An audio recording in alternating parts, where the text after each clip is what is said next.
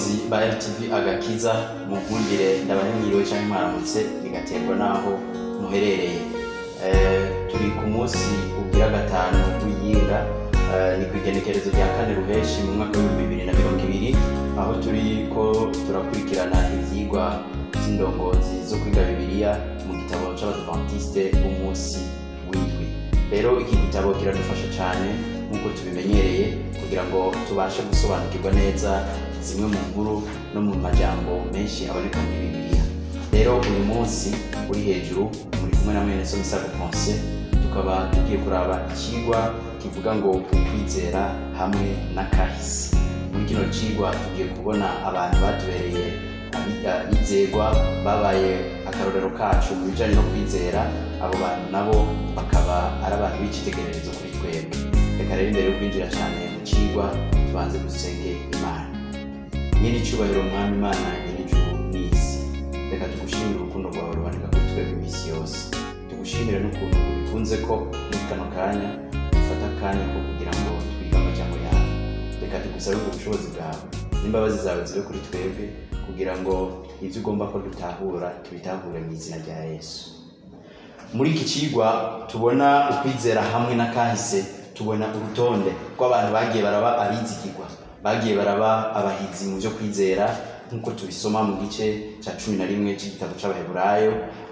Hari urutonde urukurikirane rw'abantu bagiye baba abahizi mu kwizera. Muri urutonde muzosomamo ba Mose, muzosomamo ba Aburahamu, muzosomamo ba Enoke bagendanye n'Imana n'abandi bantu benshi batandukanye. Aba bose bagiye barakora mu gihe cyabo, vyatewe n'amahitamo bagize.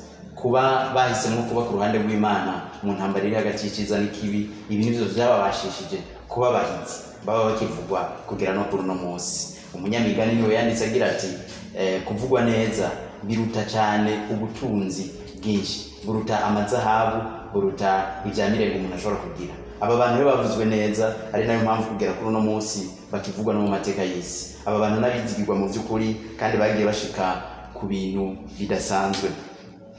Kandi muri iki gice tubona icyo bita ukwizera uko ariko. Ukwizera usomye ku murongo wa mbere w'iki gice ca 11 c'Abaheburayo ubona yuko ukwizera ari ukumenya udakekeranya ivyizego, kandi ivyo bintu twizera niko kutumenyesha yuko ari ivy'ukuri bigatuma tuba dufise ivyizigiro. Rero muri iki gice ca 11 turavye nk'abanowa tukaraba ba Enoki. Namwe mwibaze dufate nk'akarorero kuwitwa Nowa yabaye umuntu muzima yakundwa n'Imana, yabaye umuntu yakunzwe n'Imana ariko yankwa n'abantu kubera yuko ivyo yabwiye abantu barageze igihe ntibavyumva. Namwe mwibaze Imana ikavuga ko imvura izogwa, Nowa akavyizeza umutima we wose, maze ivyo bigatuma hari ingingo afata. Yafashe ingingo ikomeye agira ati jewe nzokwemera ivy'Imana yambwiye kandi ndavyemera ukubaho kwanje kose. Maze ashafata ingingo ikomeye cyane umuntu w'umwizigirwa yofata. Afata ingingo ivuga ngo ivy'Imana yambwiye ndabikora. Afata umwanya wo kubaza ubwato, atangura kubaza ubwato, abantu benshi baraza baramufasha.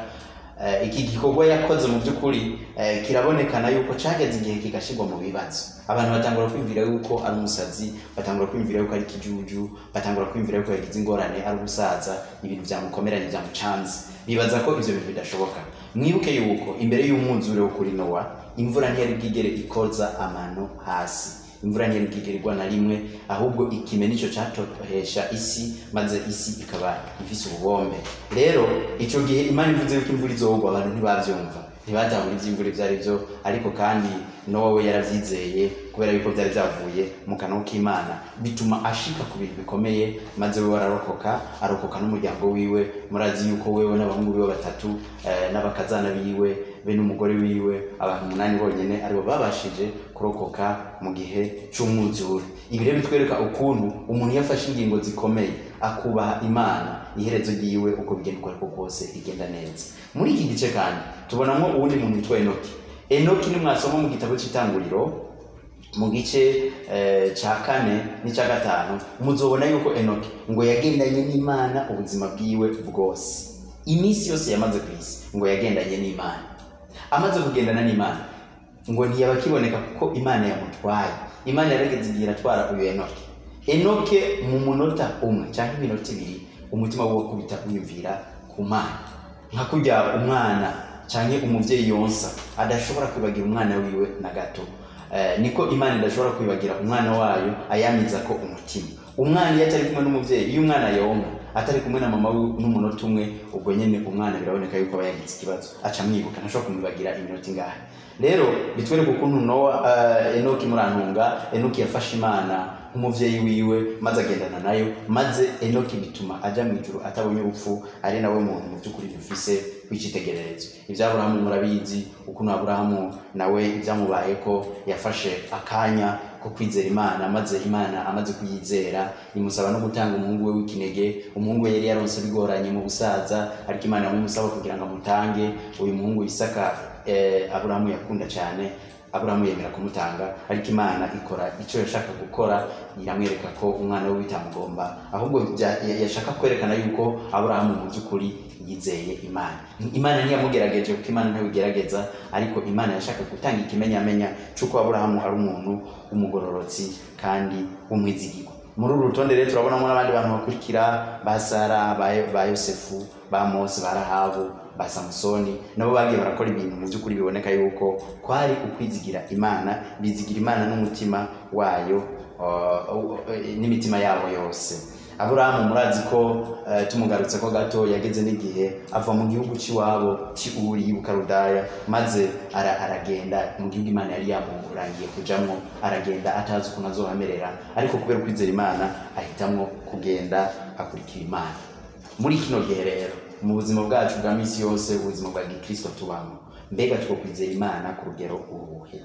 Mbega ivyo Imana yatwigishije, ivyo dukomora ku Mana, ivyo tuyizeye ko twovyizera ku ruhe rugero? Kubera yuko igihe tuzoba tugize ukwizera guke tugakekeranya, ico gihe bizodutuma tutabasha kuguma twomye ku Mana, maze ugutakara kwacu nuko nonekara bibe vyoroshe cyane kuba twova mu vyizigirwa, maze ubuzima bwacu buce buba mu kangaratete. Rero ikigo cy'uno munsi cerekeye ukwizera hamwe n'akahise, batugaruye cyane ku bantu bagiye baba bahizi mu byo kwizerwa. Aba bantu mu by'ukuri tubafise ko byinshi tubigira ko, umwe wese nimwagenda mwiga ivyiwe muzobona yuko yizeye Imana mu buryo budasanzwe.